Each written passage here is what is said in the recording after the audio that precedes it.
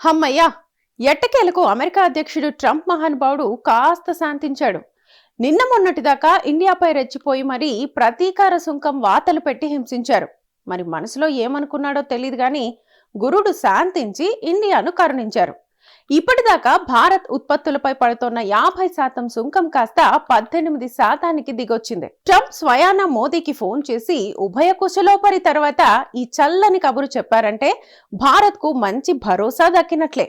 అయితే ఈ పరిణామం Bharat విజయమా దాసోహమా?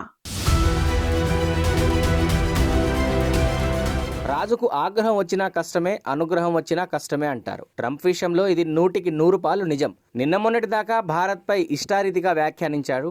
India the dead economy అంటూ ఎకసక్యం చేశారు. రష్యాకు ఆర్థికంగా సాయం చేస్తూ ఉక్రెయిన్ యుద్ధానికి సహకరిస్తోందని తీవ్ర అపవాదు మోపారు. రష్యా అధ్యక్షుడు ఇండియాలో పర్యటిస్తే కళ్ళలో నిప్పులు పోసుకున్నారు. భారత యువతకు డాలర్స్ డ్రీమ్ చాలా హెచ్చు. ఉద్యోగార్థం అమెరికాలో స్థిరపడ్డ భారతీయుల సంఖ్య హెచ్చు. అయితే భారత్లో సఖ్యత చెడిన నేపథ్యంలో ట్రంప్ H1B వీసాల విషయంగా కేవలం భారత్నే టార్గెట్ చేస్తూ కఠిన నిబంధనలు అమలు చేశారన్న వాదన వినిపించింది. చాలా తెలివిగా వ్యవహరిస్తూ యుఎస్లో యాంటీ ఇండియా సెంటిమెంట్ డ్రామా సృష్టించారు. ఎవరైనా తనకు నచ్చలేదంటే, తన మాట వినలేదంటే ఎంతగా అణగదొక్కాలో అంతే స్థాయిలో ట్రంప్ వ్యవహరించారన్నది అక్షర సత్యం. అయితే ట్రంప్ ఉన్నట్లుండి యూటర్న్ ఎందుకు తీసుకున్నారా అని అందరూ ఆశ్చర్యపోతున్నారు. ఇప్పుడు రష్యాతో బంధం ఎలాగైనా విడగొట్టి భారత్ను అమెరికా దారిలోకి తెచ్చుకోవాలనా? కెనడా ప్రధాని భారత్ వైపు మొగ్గు చూపుతుండడంతో కథ అడ్డం తిరుగుతుందని ట్రంప్ గ్రహించారా? కారణాలు ఏవైనా కానీ మొత్తానికి ట్రంప్ మనసు మాత్రం మారింది. రాత్రికి రాత్రే ఆవేశం చెల్లారింది. స్నేహబంధానికి తెల్లారింది. మన ప్రధాని నరేంద్ర మోదీకి ట్రంప్ సారే స్వయంగా ఫోన్ చేశారు. ఇరువురు సుదీర్ఘంగా సంభాషించుకున్నారు. ఈ సందర్భంగా వాణిజ్య విషయాలు ప్రస్తావనకొచ్చాయని ట్రంప్ తమ సోషల్ మీడియాలో తెలిపారు.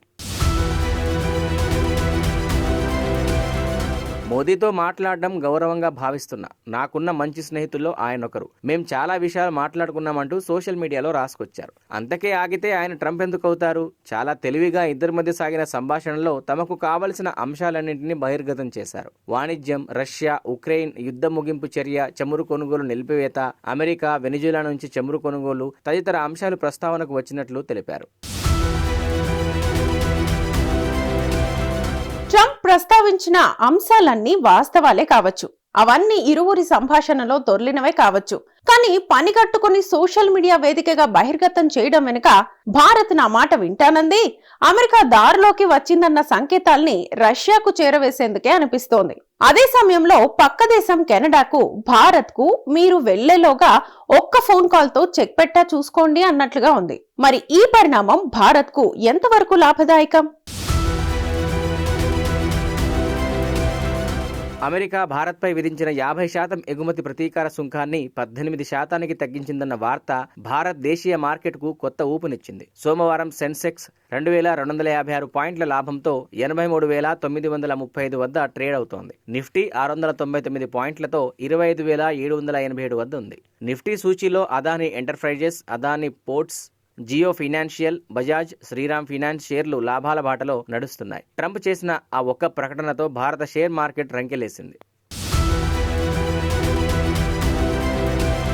అమెరికా భారత్ ఉత్పత్తులపై విధించిన భారీ సుంకాన్ని తగ్గించడం వాణిజ్య విజయమనే చెప్పాలి. సుంకాల తగ్గింపు వల్ల ఎగుమతులు పెరిగే అవకాశాలున్నాయి. $500 బిలియన్ల పైగా విలువైన ఇంధనం, టెక్నాలజీ, వ్యవసాయ ఉత్పత్తులు, బొగ్గు, ఇతర ఉత్పత్తుల కొనుగోళ్లకు, మరికొన్ని దిగుమతులకు భారత్ సిద్ధంగా ఉందని ట్రంప్ తెలిపారు. ప్రధాని ఈ విషయంగా చాలా హుందాగా స్పందించారు. అమెరికా అధ్యక్షుడు సుంకం శాతాన్ని తగ్గించినందుకు 140 కోట్ల మంది భారతీయుల తరపున ధన్యవాదాలు తెలిపారు. అయితే ఎక్కడా వాణిజ్య ఒప్పందాల గురించి ప్రస్తావించలేదు. ప్రపంచ సుస్థిరతకు, శాంతి స్థాపనకు ట్రంప్ చేసే అన్ని ప్రయత్నాలకు భారత్ మద్దతిస్తుందని ప్రకటించారు. భారత్ అమెరికాకు కీలక వ్యూహాత్మక భాగస్వామి. గ్లోబల్ సరఫరా గొలుసుల్లో భారత్ పాత్రను పెంచుకోవాలంటే ఇలాంటి వాణిజ్య రాజీలు తప్పవు. అందుకే ఈ వ్యవహారాన్ని బలహీనతగా కంటే ఆర్థిక దౌత్యంలో భాగంగా తీసుకున్న నిర్ణయంగా చూడాలని కొందరు అంటున్నారు. కానీ మరికొందరు రష్యా విషయంగా ట్రంప్ పెట్టిన షరతులకు తలొగ్గడం ఖచ్చితంగా దాసోహం అన్నట్లే అని వ్యాఖ్యానిస్తున్నారు. భారత్ ఆత్మ నిర్భరత దిశగా అడుగులు వేయడం అన్ని విధాలా శ్రేయస్కరం. కెనడా ఇప్పుడు అమెరికా హూంకరింపుల్ని తట్టుకోవాలంటే స్వదేశీ సుస్థిరత తప్పదంటోంది. ఈ విధానానికి భారత్ కూడా అతీతం కాదు.